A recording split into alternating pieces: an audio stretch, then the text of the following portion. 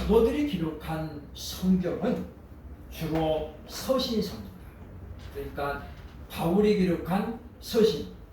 바울이 기록한 서신은 어디에서 기록했는가에 따라서 목회서신이라고 부르기도 하고 또는 이제 옥중서신 그리고 일반서신으로 구분을 합니다. 그러니까 바울이 옥중에서 기록한 성경은 옥중서신이고 에베소, 빌립보, 골로새서를 우리가 옥중서신이라고 그러고 그 다음에 이제 목회서신은 특별히 이제 목회자에게 쓴 성경을 우리가 이제 목회서신이라고 하죠. 그래서 고린도 전후서, 그 다음에 디모데전서, 그리고 디도서를 우리가 그렇게 이제 목회서신이라고 부릅니다. 나머지는 우리가 이제 일반서신, 로마서부터 해가지고 일반서신이라고 이렇게 불리죠. 서신은 말 그대로 편지잖아요, 그죠? 편지이기 때문에 반드시 시작은 인사말로 하고, 그 다음에 끝부분에는 뭐가 나오냐면 당부의 말이 나옵니다. 그러니까 이렇게 했으면 좋겠다, 이런 어떤 권면함이 담겨져 있죠. 이것은 자신들의 경험과 신앙생활을 바탕으로 해서 본인들이 체험한 것을 근거로 해서 주어진 거기 때문에 시대를 막론하고 이 사도들이 주는 당부와 권면의 말씀은 반드시 우리가 지킬 필요가 있다라고 하는 것입니다. 그렇기 때문에 우리는 먼저 본문에 우리가 이 시간 데살로니가 교회의 성도의 입장이 돼서 이 말씀을 먼저 우리가 받아야 되고, 그 다음에 현대적인 의미로는 오늘 우리에게는 21세기를 살아가는 우리에게는 바울이 지금 우리에게 뭘 요구하고 있는가? 시대가 차이가 나죠. 약 2000년 세월이 차이가 나지만 그렇기 때문에 환경도 바뀌어지고 시대적인 상황도 바뀌어졌어요, 그죠? 그러니까 많은 것들이 변했습니다만은 그럼에도 불구하고 우리가 오늘 성경을 보면서 우리에게 주는 권면이 무엇인가를 함께 생각해 보면 우리에게 주어진 은혜가 좀 남다르지 않을까 생각을 합니다. 우리가 지금 이제 제가 이 강해 설교를 지금 우리가 하거든요, 그죠? 강해 설교는 뭐냐면 독자를 두 분으로 나누는 거죠, 그죠? 그러니까 이 바울이 데살로니가 교회 성도들에게 하고 싶은 얘기 뭐였나? 그리고 오늘날 그러면 성령 하나님은 이 성경을 통해서 우리에게, 우리 예방교회 성도들에게 뭘 지금 말씀하고 있을까? 이걸 우리가 지금 적용을 해야 되겠다라는 것입니다. 그래서 바울이 성령으로 말미암아 주는 당부는 과연 무엇인지 이 시간 우리가 말씀을 통해서 한번 확인해 보기를 원합니다. 13절 보면 하나님께 감사하라는 당부로 시작을 합니다. 왜냐하면 13절의 말씀은 바울이 감사에 대한 고백임과 동시에 성도들에게 주는 당부의 말이에요. 그러니까 너희는 감사하라. 이미 우리가 앞에서 봤던 것처럼 사도전 5장 18절 19절에서 보면 말씀이죠. 항상 기뻐하라, 쉬지 말고 기도하라, 범사에 감사하라. 이것이 그리스도 예수 안에서 너희를 향하신 하나님의 뜻이니라 라고 말씀했어요. 그런데 오늘 본문에서는 왜 우리가 감사해야 되는지 이유를 설명을 하죠. 13절 보면 같이 봅니다. 시작. 하나님이 처음부터 너희를 택하사 성령에 거룩하게 하심과 진리를 믿음으로 구원을 받게 하심이기 때문이다.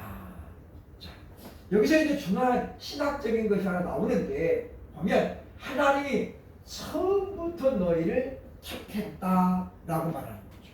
오전에 말씀드린 것처럼 요한복음 15장 16절에 너희가 나를 택한 것이 아니요 내가 너희를 택하여 세웠나니 그랬잖아요, 그렇죠? 그러니까 실제로 예수님이 12 제자를 세우실 때 단 한 명도 지원자가 와가지고 주님 제가 주님을 따르겠습니다 라고 해서 제자로 삼는 사람은 없어요.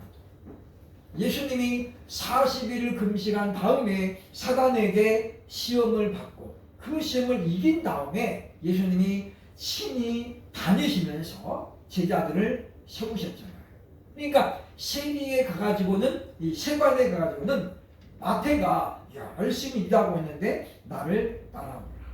그래서 마태를 예수님이 제자로 부르시고 또 물고기 잡고 있었던 베드로와 야고보, 이 베드로와 안드레 그리고 요한과 야고보를 부르실 때도 배에 올라가서 이적을 행하신 다음에 그들을 부르셨잖아요.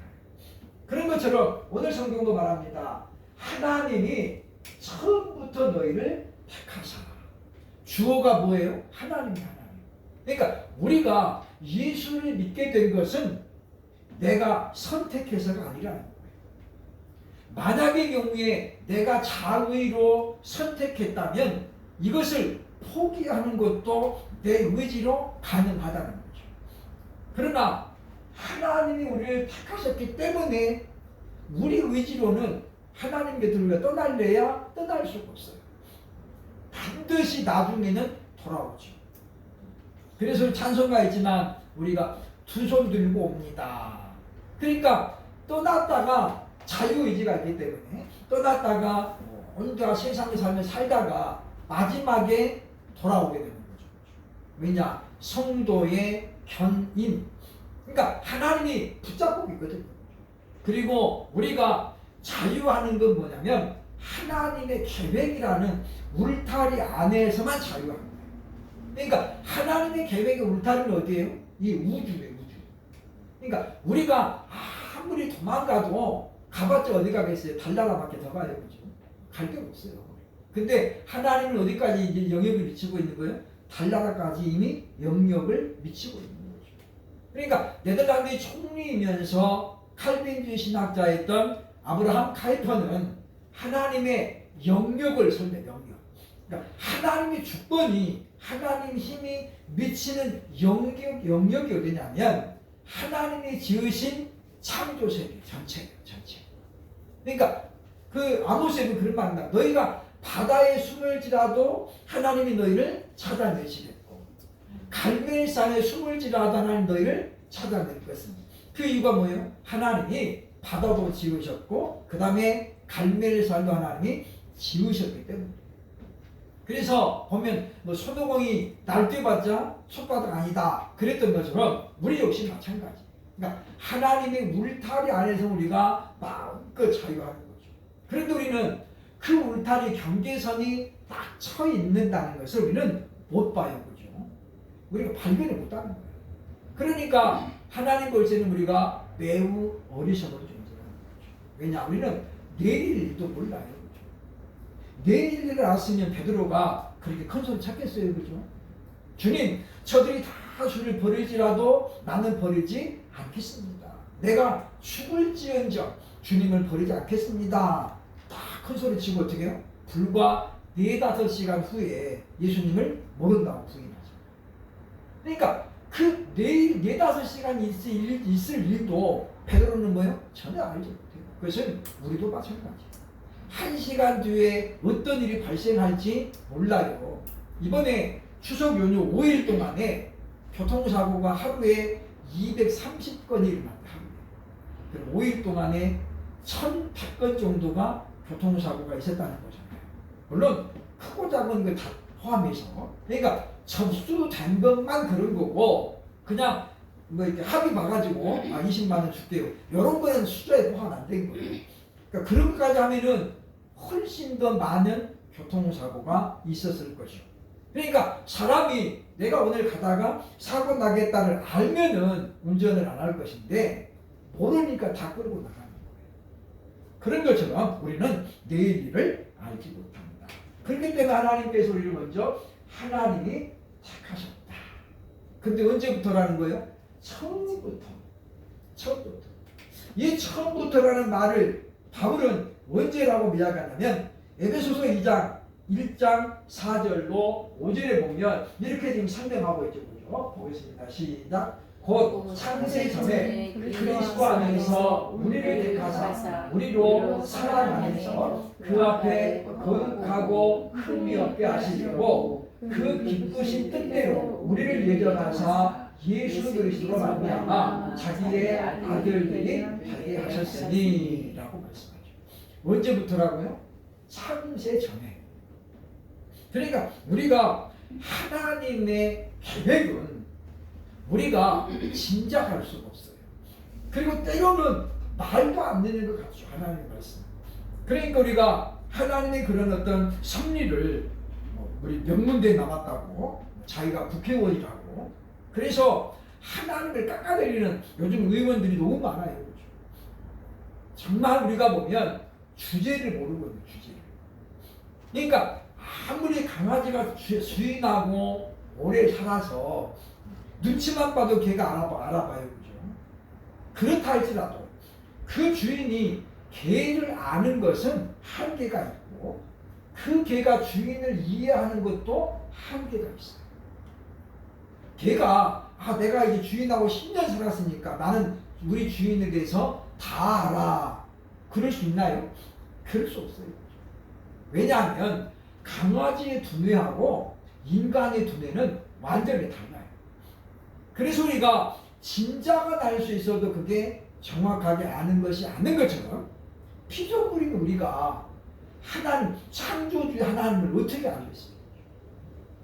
그런데 그 짧은 지식을 자랑하면서 오늘날 그렇게 기독교를 아주 깎아내리는 그런 못된 사람들이 지금 늘어나고 있는데 하나님께서 분명히 그들을 심판하실 줄로 믿습니다. 우리가 하나님 앞에 늘 기도하면서 정말 교회가 교회다워져야 그런 사람들의 저항을 좀 무너뜨릴 수 있겠다라고 하는 거예요. 그래서 우리가 기도해야 되겠다라는 것인데 에베소서 1장 4절과 5절은 우리에게 뭘 우리에게 가르치냐면 우리가 구원받은 것은 우리의 선행과 의로움과는 무관하다는 거예요. 왜냐? 우리가 태어난 다음에 하나님이 우리를 선택했다면 우리의 행위를 보고 선택한 거예요. 그러나 성경은 뭐라고 그래요? 처음부터 창세 전에 우리가 태어나기도 전에 하나님이 이미 어떻게 해요? 예정하셨다는 거예요. 그러니까 우리가 태어나서 어떤 일을 할지 어떻게 알고 했겠어요? 어떤 사람들은 그래서 예정론을 말하죠. 하나님이 우리가 예수 믿을 줄 알고 선택했다. 그러니까 예정론을 말하는 사람들이 꽤 많이 있습니다. 그러나 그것은 예정론이 아니에요.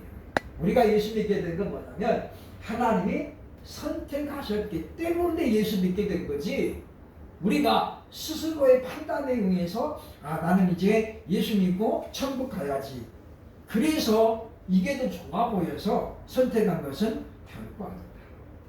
그러니까 너희가 나를 택한 것이 아니요 내가 너희를 택하여 세웠다. 예수님 말씀하잖아요.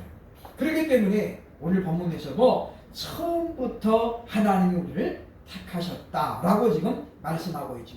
그래서 우리가 보면 성령의 거룩하게 하심과 진리를 믿음으로 구원을 받았으니 그러므로 우리가 감사해야 됩니다. 그러니까 우리가 덮어놓고 감사하는 게 아니라 분명한 이유가 있어서 명분이 있어서 우리가 감사해야 되는데 본문에서 바울은 뭐예요? 우리가 구원받은 것에 대해서 그리고 하나님 우리를 하나님의 자녀로 선택해 주신 그것에 대해서 우리가 감사해야 된다라고 가르치고 있다고 하는 거예요. 그러니까 우리가 보면 신앙생활을 오래 하다가도 세상으로 돌아간 자가 있죠. 물론 그들 중에는 하나님이 선택한 사람이면 언젠가는 돌아와요. 그래서 우리가 항상 때를 얻든지 못 얻든지 우리는 누구에게든지 복음을 전해야 되죠. 왜? 그 사람이 오늘까지는 예수를 안 믿어도 내일 믿을 줄 누가 알겠어요? 고척동의 블레이스nem터 교회 제가 언젠가 하겠습니다만은 그 교회가 이제 전도팀들이 많이 만들어져가지고 전도를 많이 했거든요.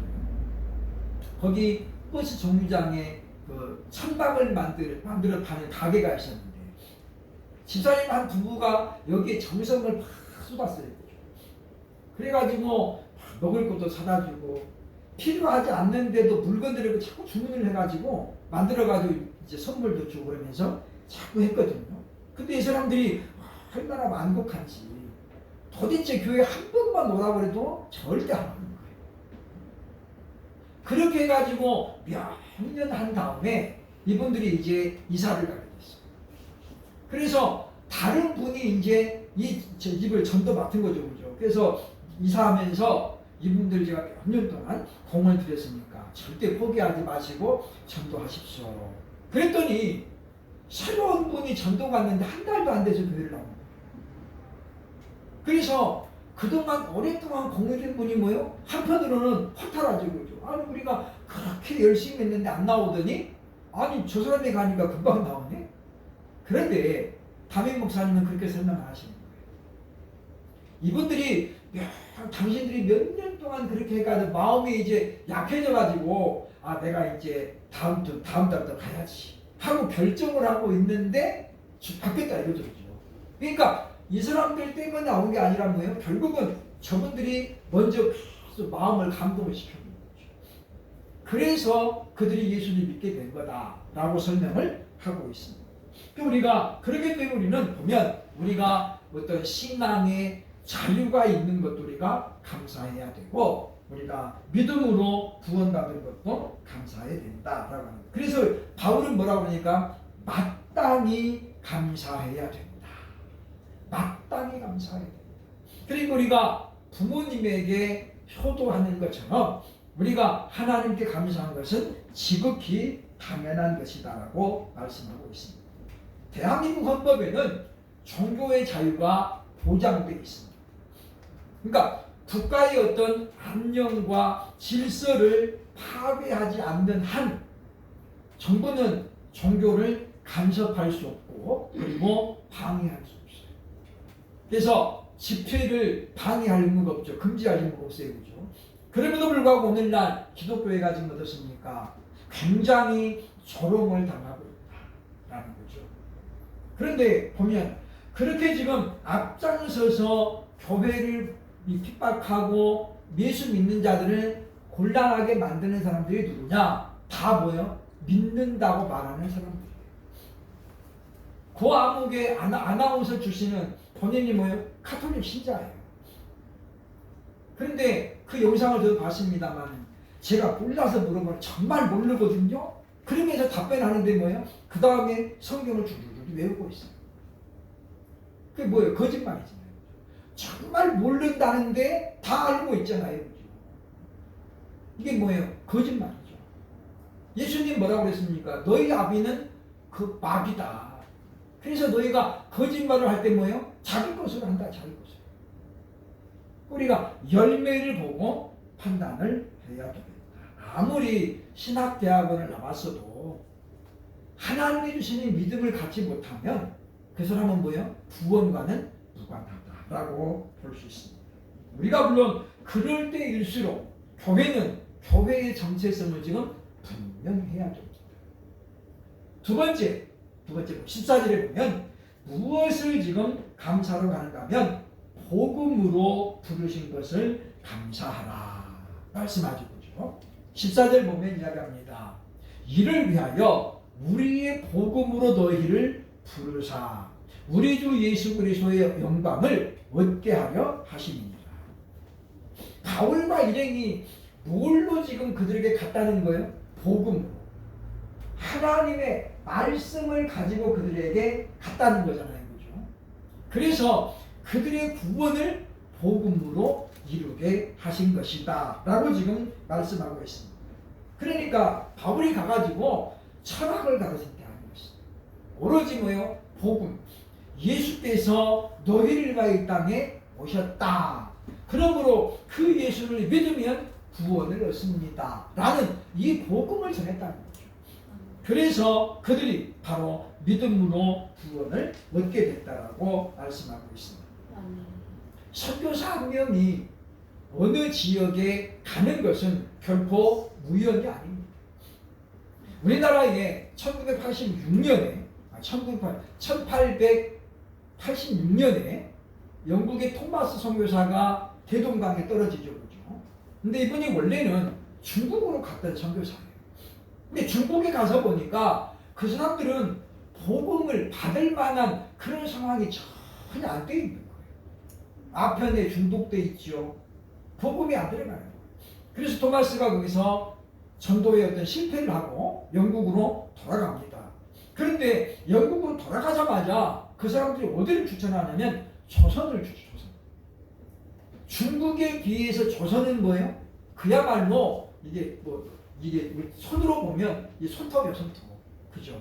중국에 비하면 대한민국, 조선은 보이지도 않아요. 오죽하면 언더우드 선교사가 장물포에 도착하면서 그렇게 기도했겠어요. 하나님, 아무것도 보이지 않습니다. 이 조선 땅에 불빛 하나도 보이지 않습니다. 이 암담한 곳에. 그러나 제가 복음을 들고 갑니다. 그러니까 토마스 선교사가 이 땅에 온 거는 하나님의 섭리가 아니고는 답이 없어요. 그 사람이 토마스가 조선을 알았겠어요? 전혀 모르죠. 그런 그가 대동강에 도착해서 배에서 내리지도 못하고 순교를 당하잖아요. 그리고 그때의 성경책 5권을 대동강에 떠나버리죠. 그런데 낚시꾼이었던 서씨 형제들이 그 성경책을 주워가지고 열어보니까 책인데 생전 처음 보는 그런 말들이 기록되어 있더라고요. 그래서 그 사람들이 이제 처음 우리나라 최초의 세례받는 사람이죠. 서상윤 형제죠. 그렇죠? 그래서 이들이 예수를 믿게 되어지고 그 성경을 보면서 예수님을 알게 되었다. 복음을 통해서 알게 됐다는 거죠. 그러니까 우리가 보면 이와 같이 우리나라에 많은 선교사가 오고 또 우리가 개인적으로 사람들에게 전도를 하는 것도 하나님의 섭리가 아니면 어렵다라는 것입니다. 그래서 하나님이 우리를 그러면 왜 구원하셨느냐? 오늘 본문에 보면 그리스도의 영광을 얻게 하려 하심이라 라고 말하고 있습니다만은 에베소서 1장 12절에서 보면 바울은 다시 설명을 하고 있습니다.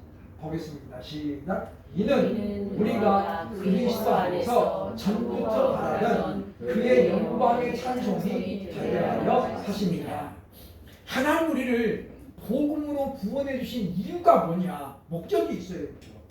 하나님의 영광의 찬송이 되게 하죠.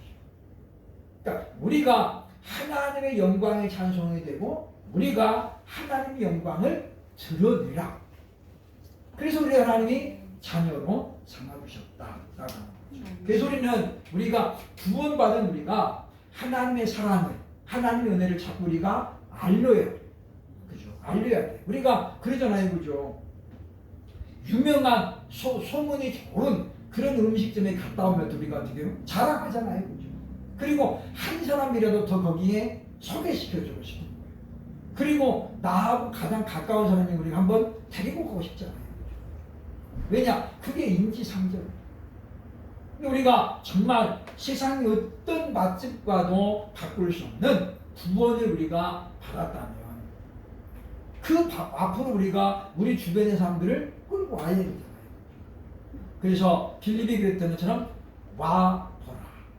한 번만 와보라. 그래서 우리가 열심으로 전도를 해야겠다는 것입니다. 그러면서 두 번째, 전통을 지키라고 권면합니다. 하나님께 감사하라. 왜 감사해야 되는지 이유를 설명하는 그와 같은 바울은 15절에서 전통을 지키라고 말합니다. 이 전통은 말씀으로 주어진 것이죠. 그죠? 15절에 보면 말합니다. 그러므로 형제들아 굳건하게 서서 말로 나 우리의 편지로 가르침을 받은 전통을 지키라. 그러니까 말씀으로 주어진 전통, 그 다음에 뭐요? 편지로 주어진 전통을 지키라고 설명하죠. 그래서 말씀으로 주어진 게 뭐예요? 복음이에요. 하나님의 말씀이죠. 우리는. 그래서 우리가 하나님의 말씀을 우리가 좁은 의미에서는 10계명을 말하는 거고 넓은 의미에서는 뭐예요? 66권의 성경을 말하는 것이다. 그러니까 우리는 그렇잖아요. 그죠? 한꺼번에 우리가 다 하는 못해요. 그죠? 그래서 하나님이 10개로 묶어준 게 10계명이죠. 그러니까 우리는 그거 10계명부터 하나씩 우리가 지켜나가면 돼요. 그러다 보면 우리가 9개를 지킬 수 있고 10가지를 지킬 수 있다는 거죠. 그래서 우리는 그러나 우리가 뭡니까? 완성은 없어, 완성. 우리가 내 부모를 공경하라. 어디까지 공경하면 다 하는 거예요? 그 끝이 없죠, 그죠? 그러니까 그거는 하다가 우리가 하나님께 가는 거예요. 하나님은 그래서 그 과정을 보시는 거죠. 그렇기 때문에 한 부자 청년이 와가지고 주여 내가 무엇을 해야 영생을 얻을 수 있을까? 그때 예수님 뭐라고 하세요? 율법이 뭐라고 그랬냐? 그러니까 이 사람이 뭐래요? 내가 다 지켰습니다. 그러니까 이 사람이 보니까 너무 교만하죠. 아니 다 지켰단 말이 그렇게 쉽게 나와요? 그래서 이 사람이 뭐라고 그래요? 네 가진 것을 팔아 가난한 자들에게 주고 너는 나를 따라오라. 그럴 때 이 사람이 뭐예요? 가진 것이 많음으로 근심하며 떠나니라. 다시 말하면 그 물질도 포기를 못하는 사람이 어떻게 다른 걸 다 이루었다라고 볼 수 있겠어요? 그러니까 모순된 것이고 이미 마음이 완악했기 때문에 주님은 그렇게 말씀하셨다라고 볼 수 있습니다. 그 다음에 편지로 주신 전통이 있다라는 거죠. 사도들이 서신을 통해서 사도들이 개인적으로 경험하고 체험한 것들을 바탕으로 주어진 전통이기 때문에 반드시 지켜야 된다는 거죠. 그런데 우리가 지키는 전통은 두 가지가 있어요, 그죠? 하나는 안 지켜도 되는 잘못된 전통이 있죠. 오래전 이야기입니다만 지금은 많이 좀 없어졌습니다만은 예전에는 대학교 신입생들 캠퍼스에 가면 꼭 사고로 죽는 애들이 몇 명씩 나왔어요. 어디서 그렇게 못된 걸 배웠는지 모르지만은 고무신에다가 소주를 그냥 잔뜩 따라가지고 그거를 마시게 만들거나 또는 뭐 운동화를 벗겨가지고 거기다가 술을 따라가지고 먹이고 그런 어떤 그래서 강압적으로 그래서 중앙대학교에서도 거기 술 먹고 애가 그거 호수에 빠져가지고 죽었잖아요, 그죠? 그래서 학생들이 뭐라고 그래요? 재미삼아서 한 것이 없다. 죽이려고 하는 의사가 없었. 물론 죽이려고 하는 의사는 없었겠죠. 그러나 그렇게 안 먹겠다는 일을 그렇게 막 먹여가지고 해가지고 결국 어떻게 죽음으로 몰아져. 이게 뭐예요? 전통이라는 것입니다. 이런 전통은 어떻게 해요? 반드시 무너져야 된다라는 거죠. 예수님 당시에도 이런 잘못된 전통들이 있었다라고 성경은 말씀하고 있죠. 그죠? 그래서 보면 마태복음 15장 2절로 3절에 대표적으로 얘기합니다. 시작. 당신의 제자들이 어찌하여 장로들의 전통을 범하나이까? 떡 먹을 때에 손을 씻지 아니하나이까? 대답하여 이르시되 너희는 어찌하여 너희의 전통으로 하나님의 계명을 범하느냐? 그러니까 유대인들이 음식 먹기 전에 손을 씻는 것은 굉장히 좋은 거죠. 바람직하잖아요, 그죠? 왜냐? 거기는 바람이 많이 불고 모래가 많은 지역이에요. 그래서 손님이 오면 제일 먼저 하는 게 뭐예요? 손 씻고 발짓을 물을 떠다주는 거예요. 그런데 그러니까 손을 씻고 보는 것이 위생적이죠. 그런데 이들은 뭐 하는 거지? 이렇게 말하죠. 어찌하여 장로들의 전통을 범하나이까? 근데 예수님 뭐라고 하는 거예요? 어찌하여 너희는 하나님의 계명보다도 장로의 전통을 더 앞세우냐, 강조하냐, 그 이야기예요. 그러니까 사람이 만든 전통을 무시하라는 게 아니에요. 우선순위 문제가 우선순위. 그래서 우리가 사람이 만든 전통도 좋은 것들이 많이 있죠. 그렇죠? 우리나라에도 품앗이라는 전통이 있죠. 품앗이. 그러니까 우리가 잔치 벌어지면 내일 저녁 가서 도와주기도 하고 그러면 또 우리 잔치할 때 그 사람들 와서 도와주기도 하고 이런 게 품앗이잖아요. 그죠? 이런 좋은 전통이 이제는 뭐 도시에서는 찾아보기가 거의 어렵다라는 거예요. 그러니까 좋은 전통은 우리가 자꾸 계승을 해야지만 그러나 하나님의 뜻을 해치는 그와 같은 전통을 우리가 과감하게 잘라야 된다라고 말하고 있습니다. 소위 말하면 오늘날 보면 잘못된 전통이 있죠. 그죠? 전례, 관례 또는 뭐예요? 예우, 정관예우. 예를 들어서 법관으로 있다가 은퇴하면 뭐예요? 일거리를 몰아준다거나 이런 전통은 고쳐져야 돼요.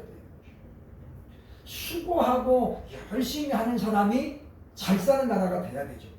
그런데 우리가 지금 그게 안 되고 있으니까 계속 어려움이 있는 것이다. 세 번째, 바울의 간절한 당부가 17절에 나옵니다. 17절. 바울의 마음은 늘 유모의 마음을 갖고 있습니다. 17절에 이렇게 말하고 있습니다. 17절 보겠습니다. 시작. 너희 마음을 위로하시고 모든 선한 일과 말에 굳건하게 하시기를 원하노라. 마찬가지로 5절에 말했던 것처럼 우리가 열매를 많이 맺도록 하나님은 뭐예요? 땅을 파고 거름을 주고 망대를 잡아가지고 그 포도원을 해치는 그런 짐승들이 못 들어오도록 하나님 뭐예요? 밤낮으로 지키십니다.